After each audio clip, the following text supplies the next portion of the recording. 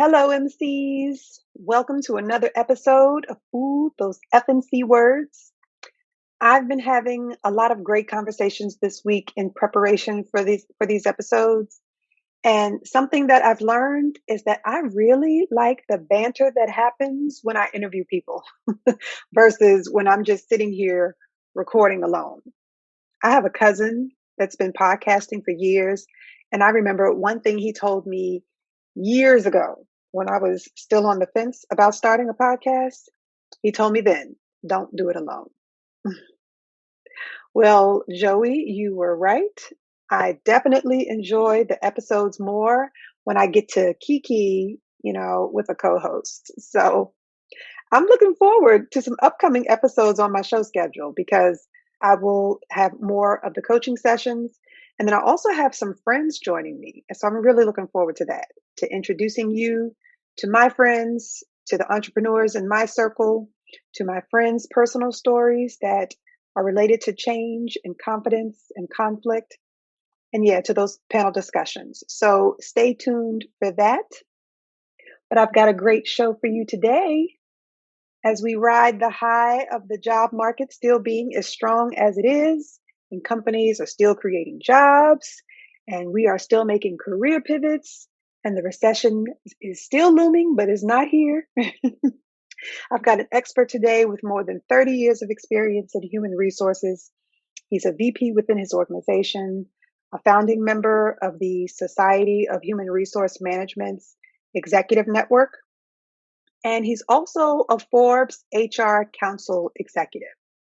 And while I can't sing his praises enough, as I always do with my guests, I'm going to have him introduce himself, all right, when we start that interview. Remember, I do this because I like to provide you all with glimpses into the way that, people introduce themselves, the variety of ways that you can introduce yourself, introduce your experience. So as you get comfortable with doing that yourselves, you get these examples of how other people introduce themselves. So for today's conversation on current best practices in job hunting, we are going to jump right into my conversation with Mr. Tony Butler Sims. Here's our conversation.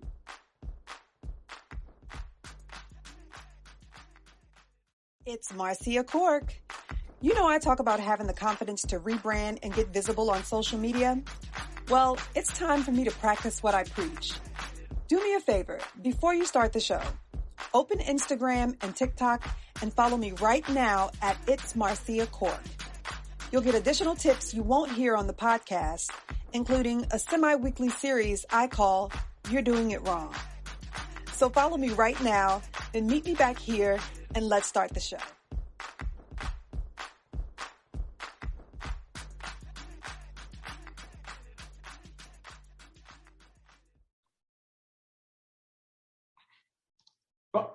Thanks, Marcia, so much for having me on this morning. My name is Tony Butler Sims. I am currently the Vice President of People and Culture with Cultivating New Frontiers in Agriculture. It is a nonprofit international development organization who actually has work globally. We do no work here in the United States. The majority of all of our work is in developing nations, primarily sub-Saharan Africa. This is now my 32nd year in human resources, so I'm dating myself a bit, but I think that I have a little bit of knowledge and expertise on both the nonprofit sector as well as the private sector side. So, absolutely, wow, 32 years, yes. All the credentials today, all the credentials. And that's why I couldn't think of a better person to have this conversation with, because I know, and even personality-wise, you are going to give us the information that we need, but in a way that's realistic, to have people setting realistic goals and expectations and candor. And that's what I appreciate about your skill set and about your personality. So thank you for joining us. My pleasure. I also want you to mention, because I know that you do some work with SHRM and with the Forbes Council. So tell us a little bit about that experience as well. Well, I'm one of the founding members of the SHRM Executive Network. I was inducted late last year and I'm very active with that group as well as the DC chapter of the Society of Human Resources Management as well. And I'm also a member of the Forbes Human Resources Council. The Forbes HR Council is an invite-only group of HR executives around the globe from every sector. So I'm very active in both of those organizations. I have been published multiple times in Forbes with some topics that are related to HR management overall. But over the last couple of years, primarily revolving around remote work and how that's affecting the Great Resignation and the climate in today's workforce. Yes, yes. Thank you for that. And that's precisely what we want to talk about today. The Great Reshuffle, the Great Resignation, what that looks like for people who are trying to make a career pivot. And initially, when we planned this discussion, I was telling you I wanted to focus on the people making that pivot, actually taking some skills and transferring them to another area. But I do want to also focus on the freelancers, the contractors who've been, consulting for years, but are now perhaps considering moving into the workforce full-time themselves. Okay, so let's talk through both of those lenses. I've been having a lot of conversations with freelancers and consultants in the past week and a half. So I think this is going to be just as beneficial for them as well. Yeah, Okay? I really think that from my aspect, the world that we work in international development overall, have not seen that grave of a hit with the Great Resignation because we have what we call, you talk about transferable skills, but we have transferable skill sets. And that means that we're competing for the same type of talent. And the organization that I work for, we actually have a subset of that. So we're agriculture related only. So think agribusiness, agroeconomy, things of that aspect, which is a very, very small segment of the talent pool. So we are struggling with the aspect of losing those talent to organizations that are seeking the same type of skill set and or develop that same type of skill set. So it gets back to the point or the purpose of when you think agriculture, you think farming, and a lot of individuals, especially people of color, want to move outside of that sector, if you will. So those are the challenges, if you will, that we have. But we also look at how folks that are on the consulting side of the house have always been freelancers, if you will, but also have been individuals that have set their own structure, set their own pace for themselves. And it's all been driven by a statement of work or deliverables. And when you have to shift that mindset to come into an organization and work for a company versus working for yourself, therein lies sometimes the challenges for individuals in that space because they have to shift that mindset. Absolutely. Yeah. So what I'm finding is people have been freelancing and consulting for years, wanting to be self-employed, wanting that flexibility, wanting autonomy, but saw such an increase in how much they could make, during this time. Absolutely. Yeah, these rates skyrocketed. What they could make with the salary skyrocketed. And on top of that, they were able to still do it from home. So they did still have some flexibility. They were getting these perks of this additional paid time off, sometimes unlimited time off. So it was very appealing. It was finally a climate that self-employed people could actually, transition into and get the benefits of both worlds, really, having that flexibility, that autonomy, but being remote and making some really good money for that time. So I know that has been the appeal across the board for both the career pivot, the professional pivot, that pandemic pivot, but also for consultants and contractors moving into FTE. Yes, let's be realistic. Coronavirus, the pandemic over the past 2+ years have actually turned the employment workforce or the talent pool upside down. I mean, Upside down. look at it from a different lens, and that lens would be the housing market. It Mhm. did the same, uh, Yeah, which means that it ended up being a seller's market and a buyer's market at the same dang same time. time. uh, so let's be realistic when it comes to employment. It's the exact same thing that occurred. So you had individuals who wanted to be independently consultants years prior to the Yeah. pandemic, and those individuals now see that I can still have that autonomy, Hmm. but I can work for an organization which also offers me benefits. So Yes. from your retirement planning to your health care to all of Hmm. these health and welfare benefits that a self-employed individual typically doesn't have built into their structure. Right. So that is one of the things that I think the pandemic has taught us. It has taught us that the work can be done anywhere, Yeah. from any location, and that primarily folks are more productive when they're able to take a 5 minute commute from their bedroom to their office versus Yes. an hour and a half commute here in the Washington, D.C. metro area to go 20 plus miles. So, Absolutely. yeah, Okay, well then let's talk about how to do it right and what people are doing wrong. Okay, yeah. let's talk about some interview tips. Let's debunk some myths. Let's get people better prepared to sell themselves and make that transition effectively.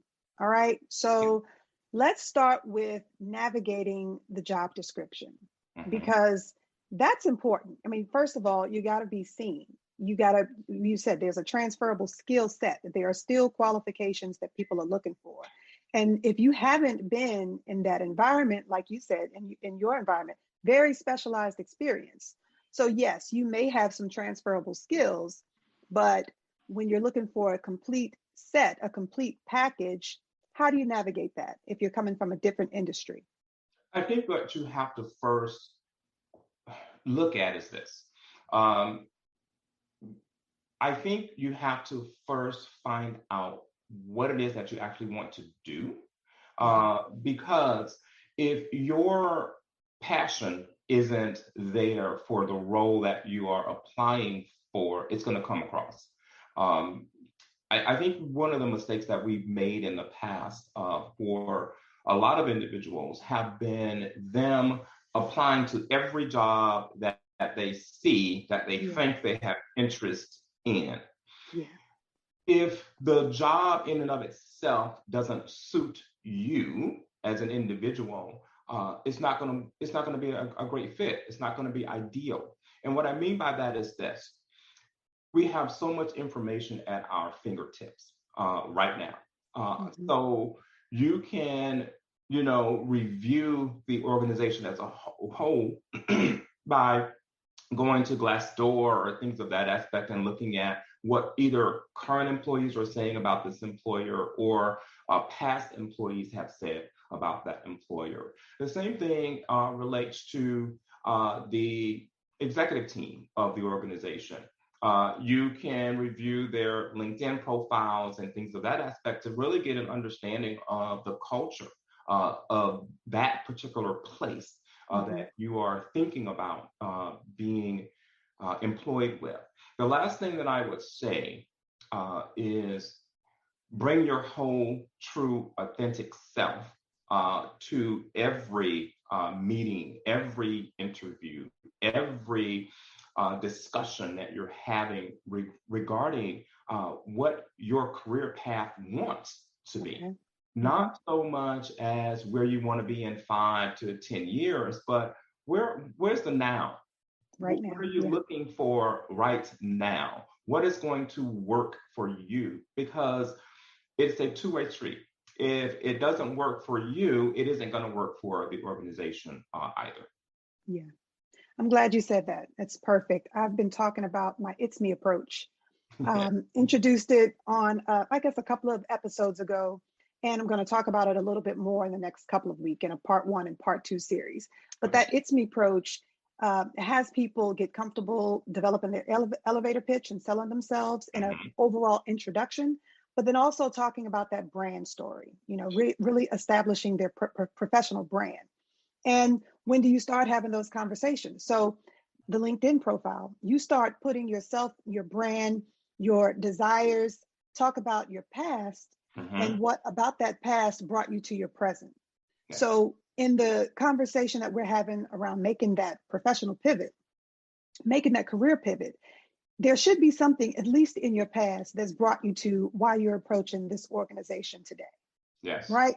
Or if it's not the organization's mission overall, the work that you would be doing, at least within a department, within that role, within that capacity, that still supports the organization's mission. So there's a way for you to tell that story in your brand story. Yes. Okay. So again, talking about that past, some truth, some trauma, testimony from your past that really sets the tone and drives your decisions today, the work that you're doing today. And then maybe, then you can go on and say what you plan to do or how you plan to support the organization's mission in the next 1 to 3 years. But it really should be optimizing the work that you do today, the skill set you have today, and how you can support that organization. LinkedIn is a great place to do that.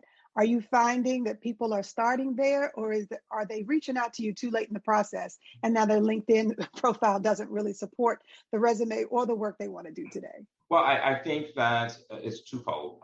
First, they may be starting from a space of not knowing where to go. And what I mean by that is you look at social media overall, and I think that when you're building your brand, you need to also have a professional page or pages. And you should not, I think what we do ourselves a disservice is when we link our personal social media pages to our professional social media pages, because what employers are doing now is they're looking for a cultural fit for their specific organization. And although we should not be viewing it in that lens, the majority of the time we are. We look at whether or not this person will be a cultural fit for this specific team. Now, specific teams within organizations can be siloed, but when you come to the nature of trying to really figure out whether that person is going to be a great fit for that team or a great fit for the organization as a whole, you look at the entire package. So I think we do ourselves a disservice when we link our personal pages to our professional pages, because that would potentially put you at a disadvantage. And I don't think most people realize search engines do that for you. Yes. When people search your name, your Twitter accounts, your Instagram accounts, your Facebook accounts, all of those things show up. Now, thankfully, LinkedIn typically shows up first. Yes. So when people search because your they name, say Google will show up first. That's why. and that makes perfect sense. But at least you are shining a bit by starting with your LinkedIn profile. Where you run into trouble is that the others follow right behind.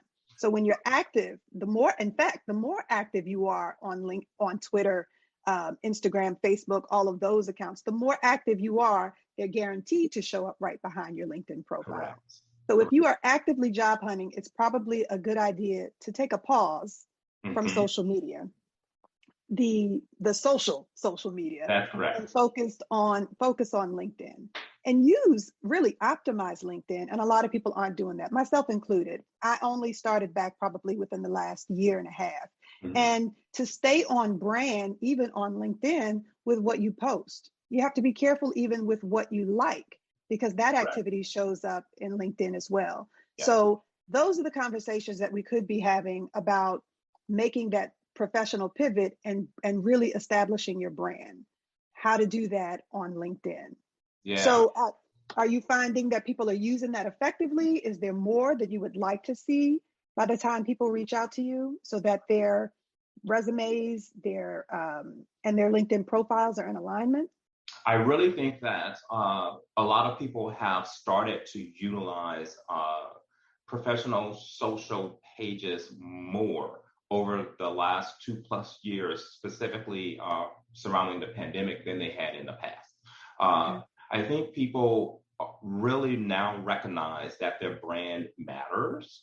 And I think for me, when it comes to individuals that are searching for a new role at a different organization, that they really put themselves forward. They really focus on what their needs are. I think this past 2+ years have taught us that the talent pool is vast, but it also has taught us that remote work is here to stay.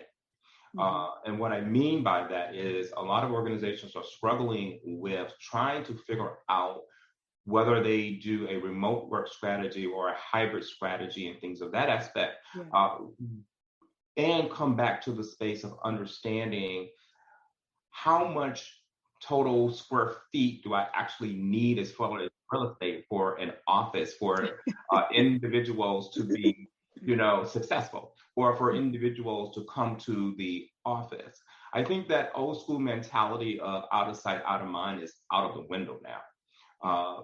We, in the organization that I currently work for, had a struggle with telework pre-pandemic. So we only did telework. We allowed folks to telework for 2 days a week, but we were well positioned when the pandemic started that we were able to shift to fully remote work. And I think that we set ourselves ahead of the curve in that aspect. Also, although there was some pushback, of course, again, the whole out of sight, out of mind,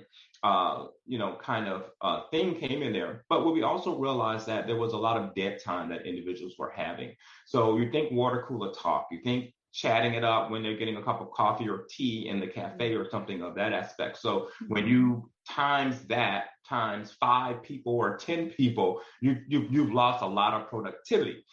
When individuals are working remotely from their homes, I feel, especially for my team, that they have been more focused on their work. They've been more dedicated to doing their jobs. Not to say that they weren't previously, but what I'm saying is that they don't have that hour and a half or 2-hour commute time, so they can dedicate to actually focusing on the work.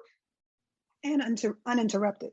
Uninterrupted, correct. Yeah, so that's now you may have to go walk the dog, you may have to go fold the laundry, something of that aspect, but uninterrupted. That's correct. Yeah. Yes.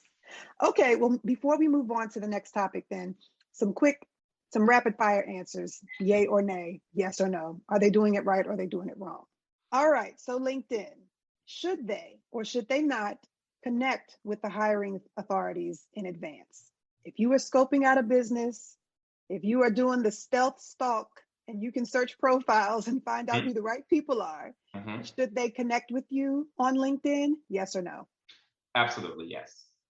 Really? Yes. Elaborate. I was not expecting that. I think that the answer yes is because it puts you into a space where you can actually feel out that individual before you start the process. So if you're thinking about an organization, so one example would be this. If you're thinking about joining a specific organization because of their mission, because of their values, because of their culture, yes. Then you want them in your network. Yes. They need to be in your network. You may not know them personally, but you can start that conversation from there. I think that connections are just that. They are connections in the space of you being able to reach out to individuals that you either have not known or wish to get to know. So absolutely reach out. There would not be an issue or even a conflict with doing that.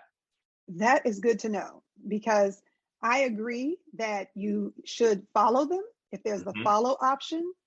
And if you do reach out and connect, I would suggest staying quiet, only because people don't want to be harassed. So the same way hiring authorities stopped putting their contact information and job descriptions, not putting a point, not listing a point person, people don't want to be harassed. And in this case, now we have quick and immediate access through LinkedIn, and so that can backfire. So I do suggest following, I will suggest alongside you connecting with them if you stay quiet. Yes. Because now that you're connected, they will at least see what you post. Correct. So you will still be putting yourself out there. You'll still be in their face, and you can, do these think pieces. You Mhm. can, post the right content that lets them see what you're about, see where you stand on an issue, a perspective. So yes, I can agree with that, but do not harass them or 100%. And then it yeah, goes back to also building your brand. So right. this Mhm. all pieces into that. Okay, perfect. Okay, one more LinkedIn question. We see the job announcement on LinkedIn. Do we apply using LinkedIn's interface or do we apply using the organization's interface? I would recommend that you apply using the organization's interface. And more often than not, the easy apply linked on LinkedIn does not transfer all of the information that you want to convey to an employer. Uh, Okay.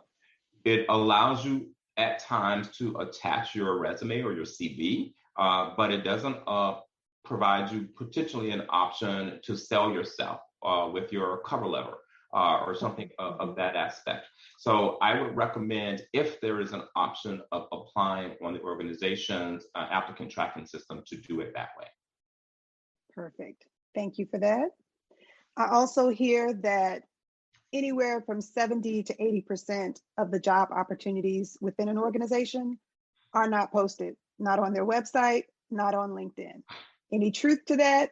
And can you elaborate? There is some truth to that. I would not go as high to 70 to 80%, but I would Okay. typically say you're looking at the middle or the median, or where 45 to 50 Okay. percent. Okay. Uh, That's still and significant. what happens is this: it depends on the level of the role. A lot of times, organizations that are looking for, senior leadership, executive team members, things of that aspect, will utilize a search firm, a placement firm, if you will, and those organizations will reach out and find the talent that the company is seeking. And that's the majority of the time where you would see roles in that aspect. But if you're looking for a entry level or junior member of your team, you will potentially see those roles posted Okay. on that organization's website.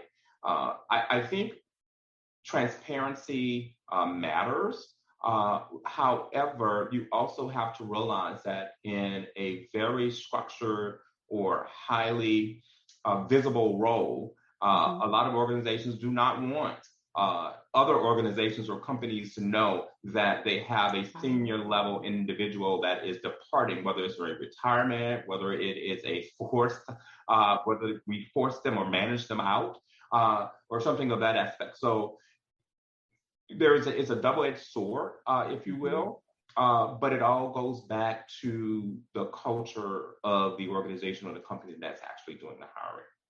Okay. That was a gem right there. So for senior level professionals Mm-hmm. wanting to reach out to that organization, what's the best approach then? Is it to align with an executive firm who's probably going to do that work for them because Mm-hmm. they have the relationship with the organizations? Or is there something they can do in the way of, like we said, establishing that connection on LinkedIn and starting some conversations about the opportunities that might exist? I think it's both. I really feel that if you're an active job seeker, that you use every avenue, every street that's available to Mhm. you in an effort to find that right role for you, or your next role for you. Um, when I say it's both meaning you establish yourself with a firm or firms that are executive search firms, Okay. so you can sell yourself to them. That means that the organizations that come to them to seek talent, uh, they will have an understanding of what that looks like for that individual, or what it looks like for that person. They would then know, they being the search firm or the placement firm, will know what a good fit looks like for you, because you've Mhm. actually had those candid conversations with them to say, this is what I'm seeking. These are my needs. These are my wants. So you start with your needs and then you go to your wants. Needs would be A, B, and C. My wants could be something that's pie in the sky, wish list kind of a thing, if you will. So I think when I say both, it is exactly that. You actually look at every avenue and every street that's open. Okay. All right. So very quickly, just some things, some tips that you can provide, some myths that you can debunk. I asked this question because I had a conversation recently with a friend of mine who does hiring for the IRS. And these were two very good points that she made about the tell me about yourself question and those scenario-based questions. Tell me about a time X, Y, and Z, how to navigate those. I felt like I've been answering the tell me about yourself question wrong for all these years. So I would like to hear your perspective, and then I'll chime in and share what I feel like I learned from that conversation. What I will say is that I think behavioral-based questions are things that went away with the dinosaur. I really don't feel that they give you a clue into who the person is and what that person will bring to you or your team or the organization as a whole. Because what's going to happen is this: that individual is going to tell you what they think you want to hear versus who they actually are. So when I said bring your whole self, your true authentic self to the interviews, to the meetings and things of that aspect, that's reality. I'll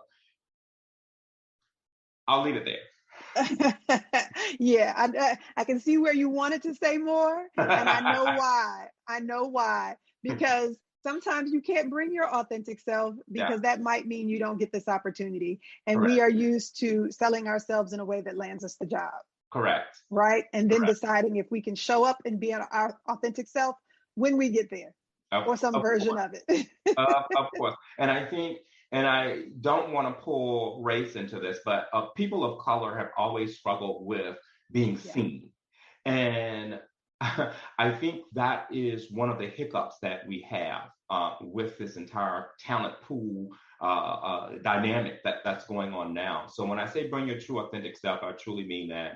Be you, because if you can't be you with the people that you spend the majority of your time with, the folks that you work with, let's be realistic. You spend the majority of your time with those individuals. Outside of your home life and things of that aspect, work is primarily at the forefront. So, yeah. Okay.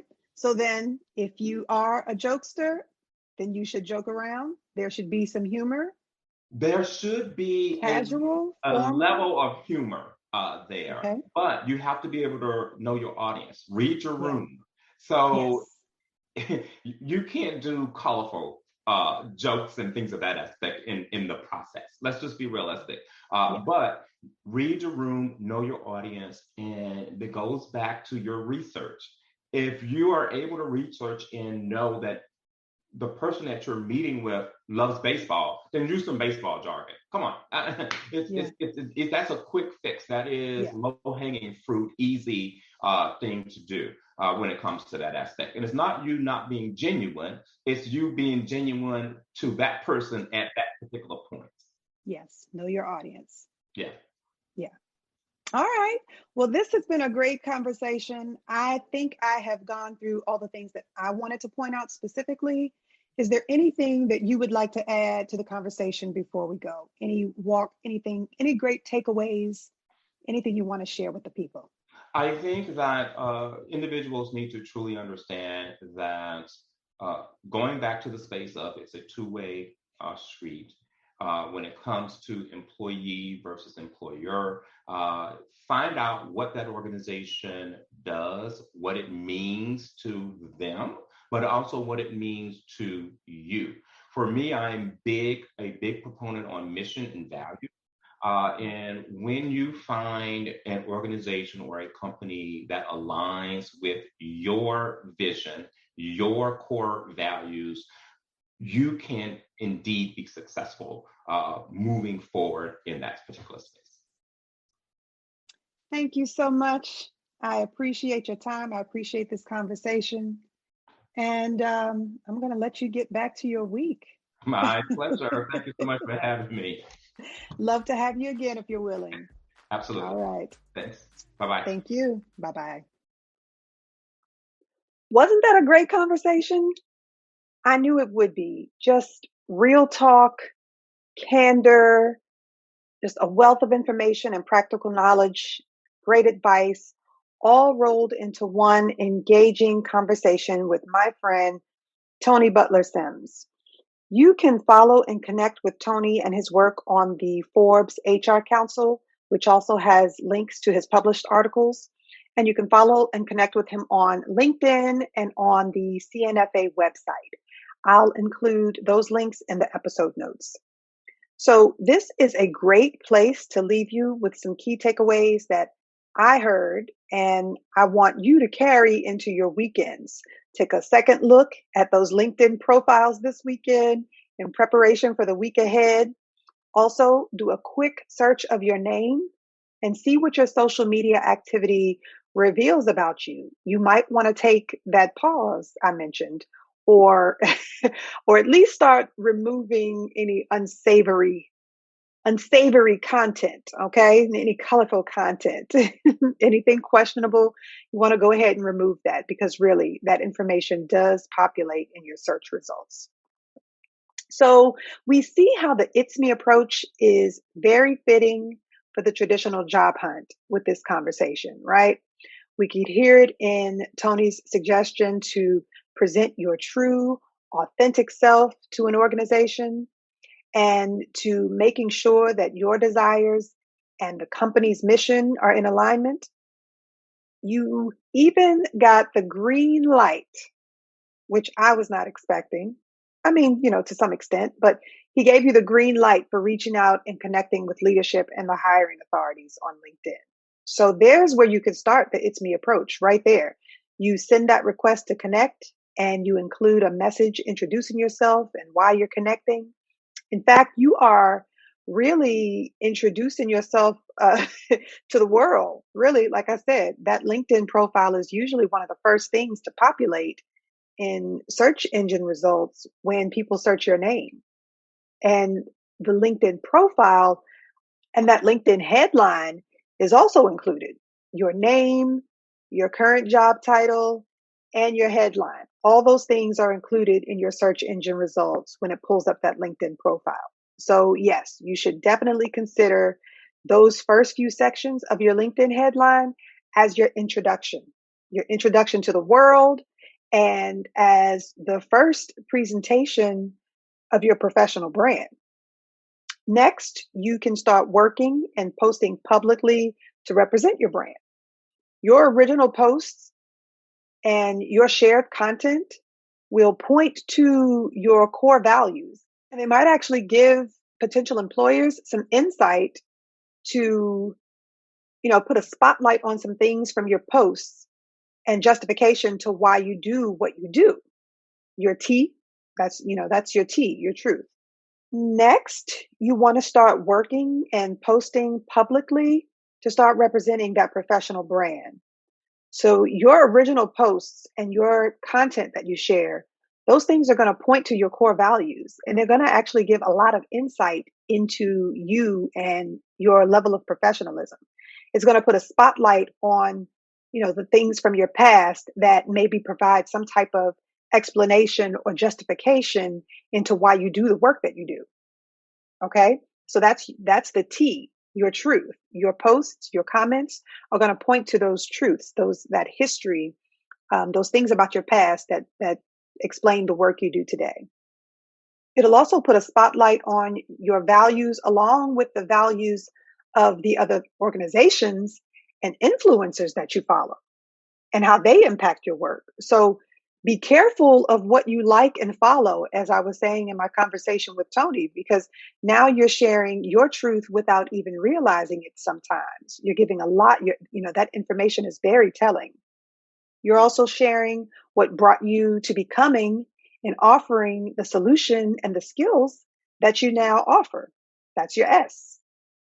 So as you engage with these connections, now you have the opportunity to Present your skills or why your very specialized skill set is the solution to their problem, to that need, the posting that they are now announcing.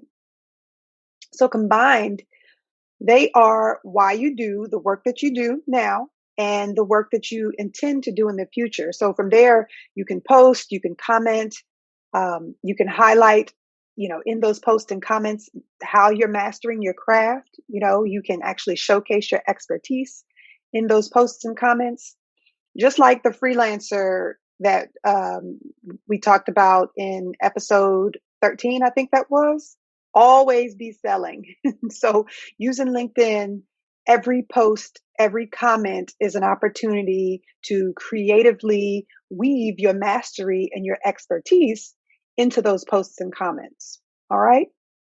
So as you overhaul your LinkedIn profile this weekend, how can you introduce yourself in the headline? What can you do to populate the It's Me approach in your About section? Right? Two essential areas of the LinkedIn profile when you're optimizing this LinkedIn profile. Think about that headline. Think about that About section. Because even if it's just, bulleted points that you pull from all the areas of the ITSME acronym versus a structured paragraph, that ITSME approach can help you populate all the areas of your LinkedIn profile. And then you're going to let that information transfer to your resume and to your cover letter as well.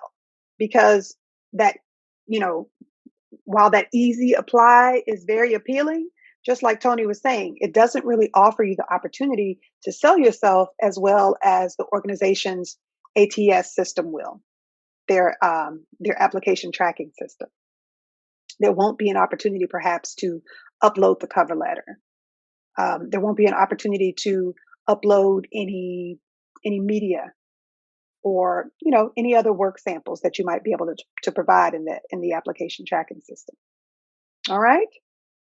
So have a great weekend, everyone. I'll be looking forward to incoming questions. I haven't gotten an opportunity to go through any questions yet.